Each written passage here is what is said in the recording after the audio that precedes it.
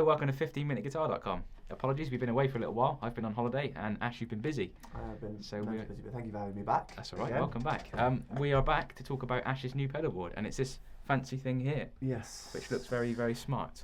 Well, yeah, I think that's kind of half the joy of it. It's probably like 20% functionality, 80% it looks really nice. Can we talk about just quickly who made this board as well? Yeah, so it's made by a company in Wales called Custompedalboards. Okay. They do a lot of the stuff for like the gig rig and everything. I'll just give a quick shout out actually to Chris from Custompedalboards because he was one of the nicest people to deal with.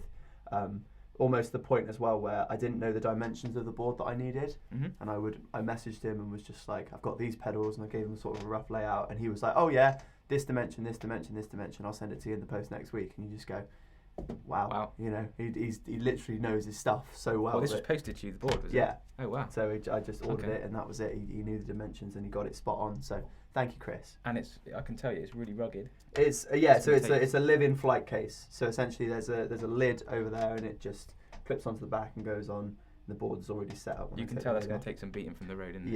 Yeah. That's kind of going in the back of vans and things like that. It needs to survive for sure. I suppose talk to people about how you came to this, configuration of pedals, and also why you decided to get a board made. Because most people DIY, doing their own pedal board, they just put all the pedals on the line, one leading one end, one leading the other end, plug it to the amp, and people are happy. Yeah. Majority of people that sort of keep. And I was that person as well. Yeah. I was totally happy with sort of 4 or 5 pedals on a board. I think when I was younger, I had more pedals. Okay. I had bigger boards. And then as I got older, I think everyone seems to you have a pedal board about this long. Yeah, yeah. And then as you get older, you don't want to carry it, and you just go, oh, what can I get away with? And then I'd done a couple of gigs where I think I'd had like 2 or 3 pedals on the floor, and absolutely loved that. Mm-hmm. So, but the issue I had was I do a lot of different gigs. I do loads of different bands, different genres, styles, everything. It just changes week to week. So there's always odd sounds, and it's like a pet peeve of mine. I hate having that one pedal on the board that you've only got there for one song in the gig. It just makes me like, why is it there? Yeah. That doesn't make any sense. Yeah. I might as well just not have it. So I found this unit in the front here, this Boss MS3, which has got a load of multi-effects in it, and basically acts as my switcher for the board. So anyone who doesn't know, just so because you explain what like a switcher is and what it does, its function. So this is kind of like a combination of 2 things, but a loop switcher in essence, what it is it's just you can have strips of different buttons, and what it does is if you think about how your guitar signal goes, if you're going through all your pedals and stuff, you're going to be going sort of from your guitar through your pedal, you're going to go through the circuitry of that pedal, and then you're going to go back out to your amp, right? And all of that takes up cable length, and obviously if your pedal breaks in the middle of the thing, that's a break in the signal. Circuit, yeah. But what a loop switcher does is a loop switcher puts that in a switchable, less likely to fail sort of loop, as it were. So it goes through here, and then this connection into the pedal is on a button. Yeah. So if the pedal dies, it doesn't matter, because if the loop's not on, your signal's just going through this loop switcher back to the amp. Yeah. So it also makes it for a cleaner signal because you're going through less capacitance from all the pedals and things, so it makes it cleaner. So there's that to it. And then also this has multi-effects in it, so it's like a multi-effects unit, like you get like the Line 6 M5s or the Helix or things like that, or your Kemper's got effects built into it as well. So and they're by Boss models of Boss products, and I pretty much just use Boss pedals now. I have a couple of ones that aren't, but most of my stuff is Boss. I suppose the other thing to say is it allows you to turn on like more than the one pedal at once. Yes. As opposed to the old-fashioned way of doing it, and that's absolutely fine. Is if you want to delay a reverb and a chorus on at the same time, it's click, click, click. Yeah. The tap dance. The tap dance, which none of us like to do, and that allows you to do one switch. Sure. Press number 1 or whatever you got to set up as, and the reverb will come on, the delay will come on. I don't do that so much because I do still kind of like that organic nature of it, and have the benefit of building this board as well is I can use that functionality or I cannot use it, but there's not stuff just sitting there that is only there for a purpose. Do you know what I mean? If I want to set this board up to just use the pedals I've got, I totally can just do that, and it doesn't feel like I've got stuff that's not being used. Okay. But I've just got that extra option just when somebody goes, oh, we need to play a Police song, and I don't have a chorus pedal on the board, it's it fine. I've got it built in there. So just to, people are going to be interested, I'm sure. Like, what pedals did you pick for this board, and maybe some reasons why you picked those pedals? Sure. So should we do signal chain at the same time? Because that would probably be a good way to kill two birds with one stone. So first pedal I've got in the loop, not in the loop. Sorry, first pedal I've got coming in. So I've got like a little patch bay back here, and I go into this Boss VB2W vibrato pedal, which, have you got one of these? No. These are so good. I can't really explain why they're so good. They're really expensive. The originals, because they got Xotic written on it. Is that why they're so good? No, the originals were great too, but the originals are like, they're almost like the rarest Boss pedal or something like that. They go for stupid amounts, more money than I was willing to pay for them. But yeah, Boss have just released this new line of pedal called Xotic, which is basically they've remade some of their old Japanese products. And this thing is fantastic, just for really, really subtle. I use guitars that don't have vibrato arms. I don't really like trem arms. You like fixed bridge. I like fixed bridges, but sometimes again you need that kind of thing. Should we quickly hear what it does? Yeah. So what this pedal does is essentially, the way I've got it set up is it's a really subtle shake to it. So if I play this, I'll play without it on, and then you can just click it on for me if you don't mind. Yeah. So.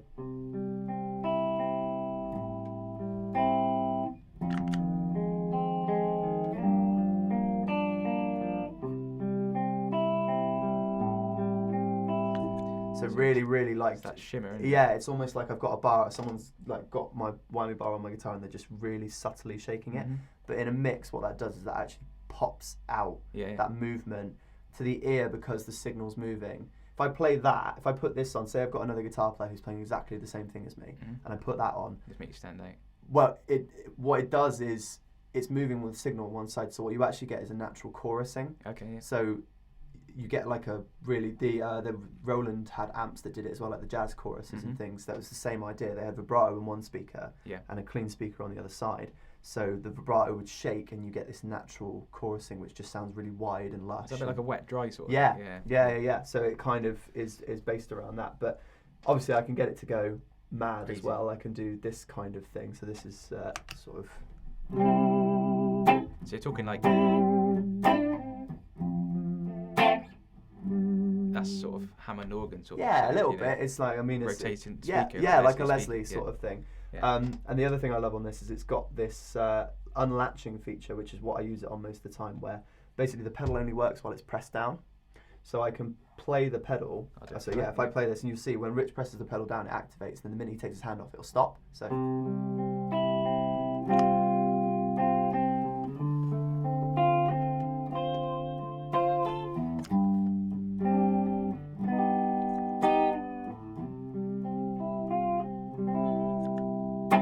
So it is literally like I've got a bar and I don't have one. It's good. So that's where it starts. That one as well I've put on semi-permanent Velcro, so just like the stuff you'd buy at a hardware shop, just because I always switch that out. And when we come to the MS3, I've actually, most of the effects I've modelled in here, I own the original pedals that I've modelled off of them. Right. So I'll switch this patch out for the original pedal, and then when I'm at home and messing about, I will literally try and get it as close to the original pedal as I can. Yeah. And then I'll swap back to something else I need. So there's that. Camera can't see this, so we might have to get some after shots. Yeah, we will do. But now we go into the MS3, and we've got the loop switching thing I've got. So this thing has got basically a programmable signal path within it, so including your effects and your loops. And the way I've pretty much set every preset on this is buttons 1 to 3 are these drive pedals at the back. So just to talk about what we got in the loop there at the back. So loop 1, we've got the RC booster by Xotic, which I really like. My friend described this pedal as a pre-Q, which I think is like the perfect description for it. I imagine if you took like an MXR micro amp, so that one knob booster pedal that just crunches the front of your amp and makes it sound good, and mixed it with like a Boss EQ pedal. Okay. You essentially have that. You have like a tunable micro amp, because some amps, when they're on that edge of breakup, they just need that thing to go over. But depending on what it is, you don't want to put too much low end in it. You don't want to put too much high end in it. Yeah. You want a bit more gain, so it gives you the option to do that. But it's really, really subtle. So this is the RC booster. So yeah, this, if I play without it, I'll click it on. Is it on number 1? Yeah. Yeah, number 1. So pick another key, shall I?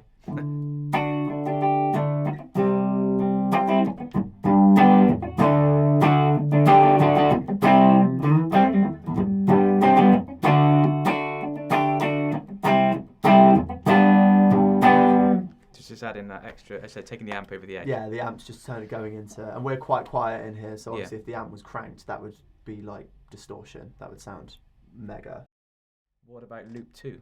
Loop 2 is my old trusty blues driver. We've used it on some videos for a while. This is my modded one. And it's just the perfect gain sound for me. It works on every amp I've used. Is this the Keeley modded? It's not. Okay, so yes it is, but it's not done by Keeley. I have another friend who had a schematic of it and who's kind of tweaked it a little bit. He kind of did like a mix of the Keeley mod and the indie guitarist mod, which was Brian Wampler before he started Wampler pedals. So he kind of picked the ones he thought, but I think it sounds great. So this is that.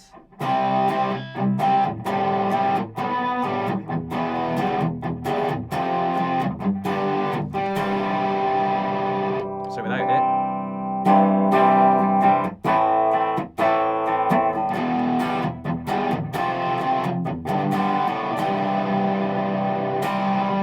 Great. It's quite a lot of gain on that one, but ordinarily what I would also do is I can use the Xotic to punch the front end of it to make it distort more. So I'd probably have it a bit lighter than that.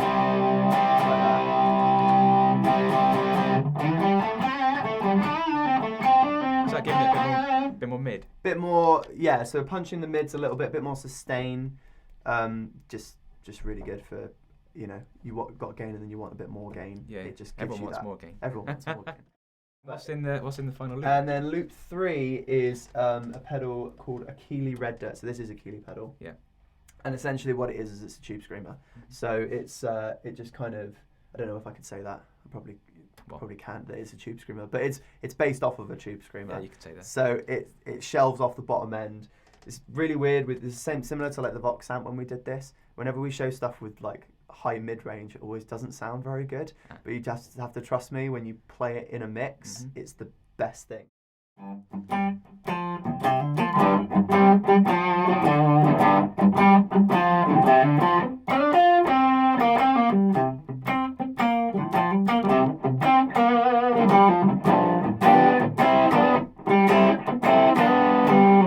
So it gives that real nasal. Yeah, but that obviously, and it shelves off that bottom, so it just means that you pop out of the mix. Yeah, okay. You know, so it's the perfect booster. I can see how that would work in a mix. It's great. Yeah.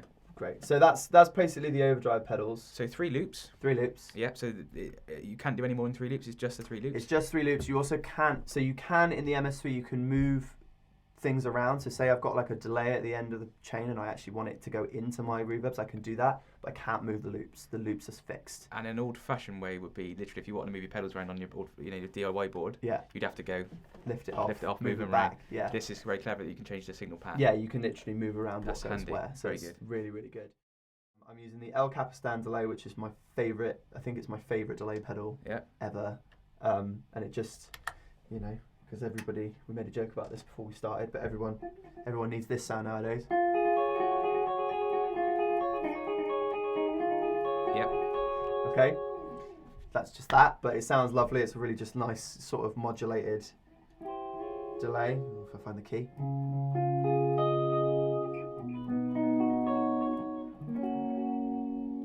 Just a delay with it sounds like a bit like a chorusy effect. Yeah, so it's vibrato. The old similar thing to the Roland things. The old Memory Mans and things like that. They had vibrato on the repeats, not chorus. Okay. So that's what makes them. Again, it's that wavering, crashing into each other thing. It makes it sound lush. Okay. That's kind of where it comes from. And then I'm using this Strymon Flint, which it's a reverb and a tremolo circuit. I'll be honest, I'm not really a big user of tremolo, which feels a bit sacrilegious to own a tremolo pedal that's such a, you know, that is nice quite an expensive tremolo pedal, you know. But the reverb is lovely, and the tremolo, I'm sure I will start using tremolo more. I've got a question for you. Yeah. How come you don't use your reverb on your lovely Fender amp? So this is why I put this on here, because every time I'm recording, I could use one of 3 different amps. We did the amp shoot out a couple of weeks. So when I'm recording, I could use a Marshall, I could use a Fender, or I could use a Vox. Yeah. And I need that level of consistency. The reverb and tremolo in that is great. Yeah.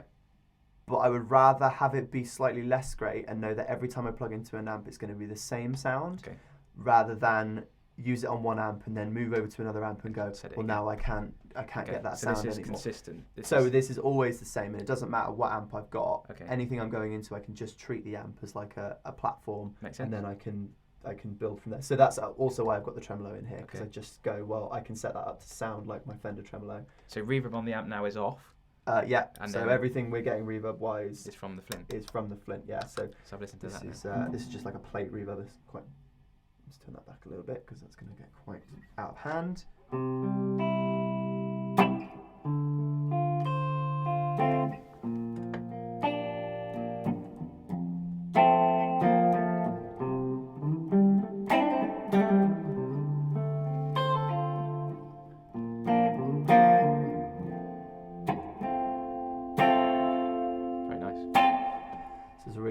But yeah, obviously it does like a spring sound as well, and I'll show you that in a minute because I've got it set for something else. And then here's the tremolo.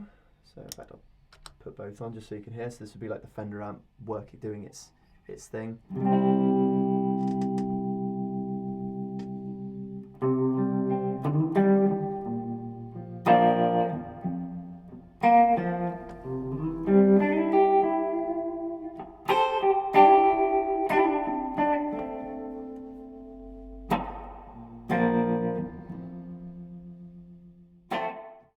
So this is the way we'll get into the MS3 and start talking about this. So I'll just talk about how I've got this set up, because this is going to change depending on what I'm doing. So when this button is red, again the camera can't see this. Right now that button is red. It is red. I can confirm it's red. Yeah. Okay. So I'm gonna switch it back to blue here. So there's two modes. There's a memory mode and there's a manual mode. Okay. So blue is memory mode. And essentially, the effects that this does and the loops and things like that, that's all preset. And I've noticed you've named the memories as well. I have, so yeah. I've named it by genre. Yeah. So I've got 4 here. I've got a pop patch, I've got a rockabilly patch, I've got a blues patch, and I've got an ambience patch. And they're basically the 4 kind of sets of sounds that I need for any given show. And yeah, so I choose one of those. And then when I go to red, it basically opens up the menu of that patch. So I've got 4, I can assign any of these 4 buttons to any of the 4 parameters, whether that's the loops or any of that. Okay. So the first 3 blue patches, pop, rockabilly, and blues, I've set this so that 1, 2, and 3 are just those gain pedals at the back. So you can bring them in so and I can out. bring them in and out, and it never changes. They're always the same. And then channel 4 will be like a modulation sound or something a bit interesting built into the MS3 that I may need for that given show. So we're on a pop patch right now. So pop, I'd put funk gigs as well in that kind of pop area. So if I hit 4, I've got a very nice chorus sound.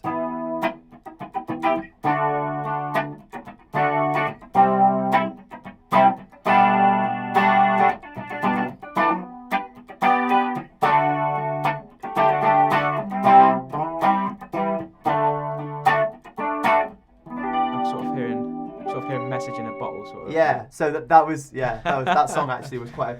Someone would always call a police song, and I would go, I don't have a chorus pedal because I just don't I can't get away from the fact that the chorus sounds 80s. Yeah. And I don't do 80s all the time, but that pretty much does that. Yeah. That's based off of a Boss Dimension C. Okay. Which is like a pedal with like 4 buttons on it. It was also this sound. It was really big for Purple Rain. Purple Rain, yeah.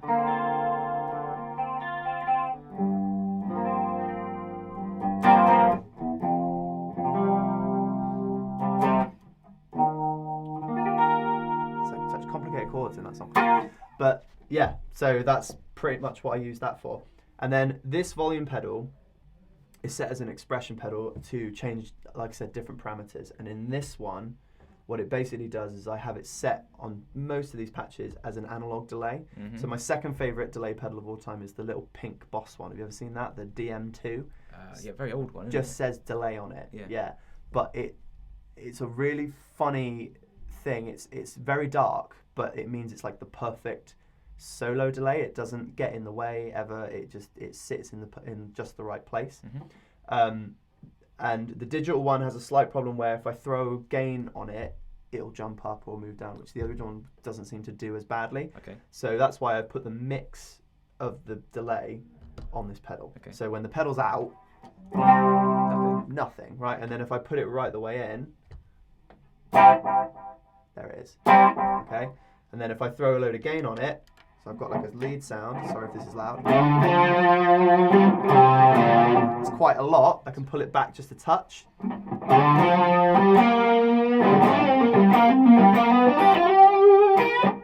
now it's not in the way. You know, it just kind of sits in the perfect place. And if it's that way, it's off. And then it's off. And I find that easier than pressing a pedal to turn the delay on, really. Because you could just... Do you find this pedalboard now is done away with lots of tapping in between songs? I literally press one button most of the time. And that's probably the main reason why you go from the switcher. DIY method of just having them one in a row, and that's great. Yeah. If you've got 3 or 4 pedals or 5 pedals, you can get away with just having them on the floor. But well, it was expensive before to do that. When in the 80s and things like the 90s, people used to have racks that did that, and then they'd have these big pedal switches and stuff, and they were stunning money. And even now, they're like this Boss line that's just come out. So the MS3, I think you said you had the ES5 and the ES8 and things like that.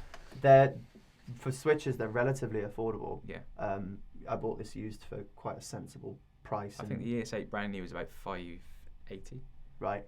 Yeah, I think the MS3 might be somewhere between £300 and £400, which for a switcher that does that much stuff is actually very, very good, considering you'd pay £300 probably for a good multi-effect. So I'm going to move over. I'm going to press this one again to make it go blue, so all my patch menus come up, okay? And then I'm going to press 2 to go over to my Rockabilly patch. Now I worked this out the other day. I don't think it's supposed to do this, but it does do it anyway, so it's handy. So you can actually send control commands out from a control jack on the back of this, which I'm using to favourite switch my Strymon pedals, because you can buy a little like button that will preset you a sound in either of these two. Yeah. And I've actually found a way to use one cable for both of them. Right. And change them at the same time. It takes a little while, but I mean it's about 4 seconds. It's not instant. But if I press this button now, so you're going to have to confirm for the camera that that light is going to change. Yeah, it's changed. Yeah.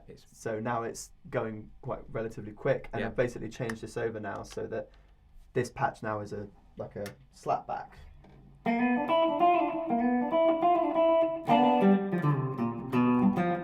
Yeah. So I've got spring reverb and a slapback delay. Yeah, and they're preset. And if I change back to the patch, it'll just change it back. To normal, so yeah, I've changed those over. So we're in Rockabilly patch now. This is where I was doing some cool things with this pedal. So I've still got the same thing: loops 1, 2, and 3. Booster, boost driver, tube screamer. Still doing that thing. Loop 4, so this is another cool thing you can do in the MS3. You can change the function of a switch from something called latching to unlatching, okay? And I have to remember which way around it is. Unlatching basically means that when you press the pedal down, so similar to what you did with this pedal at the start, when you press the pedal down, it's active. The minute you take your hand off it, it will stop being inactive. And you can set up any of these buttons to do that for any effect. I've done that here for basically a model of this vibrato pedal, but going really fast, okay? So you're gonna have to, I don't know how your timing is gonna be with this one, but if I'm think about it like I'm on a Rockabilly gig, right, and I've got a bar, they do one of two things. They'll bend it down really slowly, or they'll just like go for it, right? So if I'm doing this kind of thing, there it is.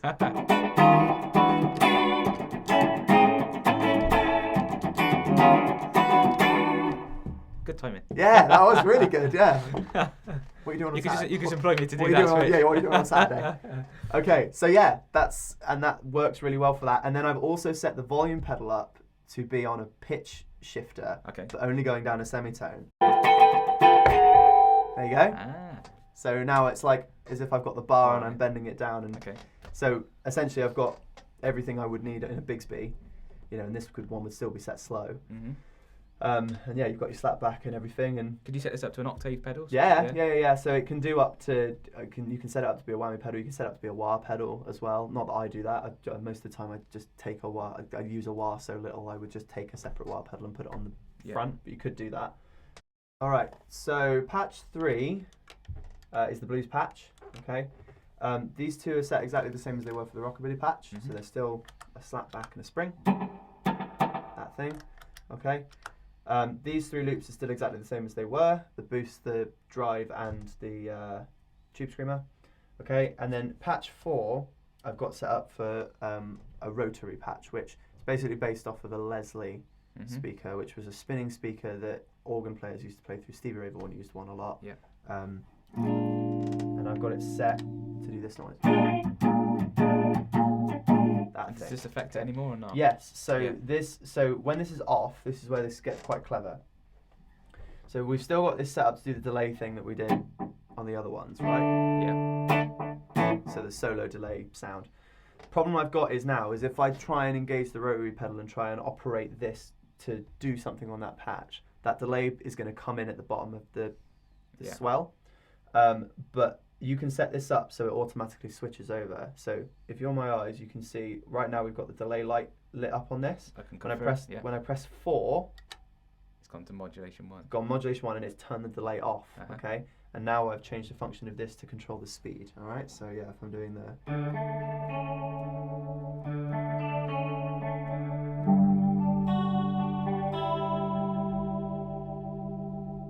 now we're going to switch over to patch 4. All right. This is the final patch. This is the final patch that I've got set up. Yeah.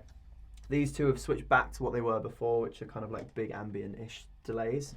And yeah, this now on this patch, everything on here is all using built-in effects. So I'm no longer using the loops with the pedals in the back. Okay, now I'm just using the built-in effects. So I've got a compressor here first. Really, really squishy, like it's really holding it down. Okay. Then I've got that chorus that I was using before. I've got an analog delay, which is the same as what that volume pedal was doing, but just a little longer. And these are preset now. These are all preset in the MS3. Yeah.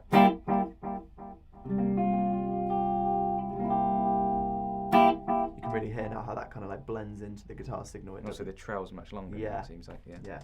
And then this last one is a plate reverb with modulation on it. So this is based off of the Boss RV5. Has a mode on it called Modulate, which was really, really big. Is that black pedal? No, it's grey. So it's like grey. They don't make it anymore. They make an RV6 now, which is very similar. But they make an RV5, and that had this Modulate patch on it, which was really big in worship circles. I've never played in a worship band, but I just knew this was how they got that ethereal kind of noise, and it sort of does this. So it almost sounds like chorus, but all that modulation is in the reverb. Yeah. It's not on the actual guitar signal, okay? So this is what I do with this, more or less. 3 of them are on. The delay on here is set up really, really long. Okay. So there's quite a high mix, high repeats. So just to confirm this, you've got a compressor on in the chain. You've got 2 delays on. Yeah. Yeah. So. And the reverb modulation. Yeah. Okay, so they're kind of like crashing into each other and making it a lot more kind of wide. And then, so now we're getting a little bit more. I'm going to throw a plate reverb on the end to make it even more washy. Yep. And there's never too much. Why not? Let's just throw the modulated reverb on as well. So is that a lot of sustain as well? That's a lot of sustain. That's almost unusable sustain. But the volume pedal now, if we swell the volume pedal up, so really slowly, I'm going to play a chord and you're going to swell the volume pedal up, okay? So.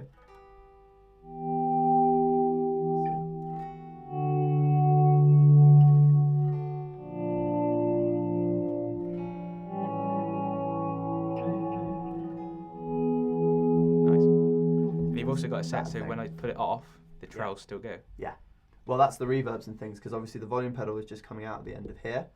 I've moved the volume pedal so that it's before all the delays and reverbs in the chain on here, but after all the drives and things. So if I put a drive sound in, which I can't really do now, but the that would tail off, but all of this is still carrying it on. Yeah. And for recording, people want that a lot, especially if you're using like a slide or something like that, or you want to create that real sense of ambience or space. It's really, really good for that. And and then I can use this vibrato pedal on that latching mode to just wobble it. So if you roll that all the way up, there we go. Yeah.